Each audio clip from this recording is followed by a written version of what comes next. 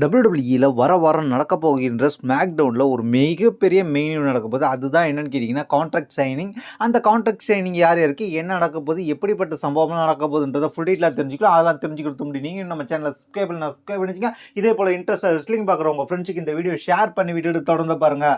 அடுத்த வாரம் contract signing, அதாவது வரப்போகிற ஸ்மாக் டவுனில் ஒரு மிகப்பெரிய கான்ட்ராக்ட் சைனிங், அதாவது கோடி ரோட்ஸ் வர்சஸ் ராண்டி ஆர்டன், இவங்க ரெண்டு பேருக்கும் கான்ட்ராக்ட் சைனிங் நடக்க போகுது.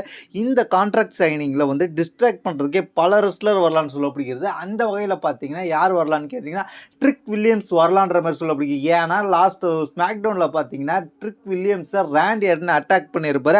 அது மட்டும் இல்லாமல் இந்த ஸ்டோரி லைனில் ஒரு முக்கியமான துருப்பு சூட்டாக சைலண்ட்டாக வேலை பார்த்துக்கிறது யாருன்னு கேட்டிங்கன்னா செமிசைன் வந்து கோடி ரோட்ஸ் டீம் பேசுகிறாரு. அது மட்டும் இல்லாமல் அவரும் ஹீல்டன் பண்ணுற நிலைமைக்கும் வர மாதிரி காமிக்கிறாங்க. இப்படிப்பட்ட சூழ்நிலை செமிசைன் கோடி ரோட்ஸ் டீம் பேசியிருக்காரு, ராண்டி ஆர்டனையும் பேசியிருக்காரு லாஸ்ட் ஸ்மாக்ல. அது மட்டும் இல்லாமல் அப்செட்டாகவும் இருக்காரு.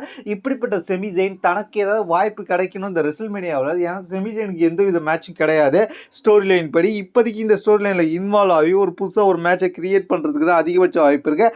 அதனால செமிசைன் இதில் இன்டர்ஃபியர் ஆகிறதுக்கு வாய்ப்பு இருக்குது. அது மட்டும் இல்லாமல் இன்னொரு ஆள் இன்டர்ஃபியர் ஆகிறதுக்கு வாய்ப்பு இருக்குது. யாருன்னு கேட்டிங்கன்னா லாஸ்ட் ஸ்மாக் டவுனில் சாம்பியன்ஷிப்பை இழந்த ட்ரீம் மேக்கர் இந்த வாட்டி இந்த மீண்டும் தனக்கு ரீமேட்ச் வேணுன்ற மாதிரி கேட்குறதுக்கு இந்த கான்ட்ராக்ட் சைனிங்கில் உள்ள போடுறதுக்கு வாய்ப்பு இருக்குது.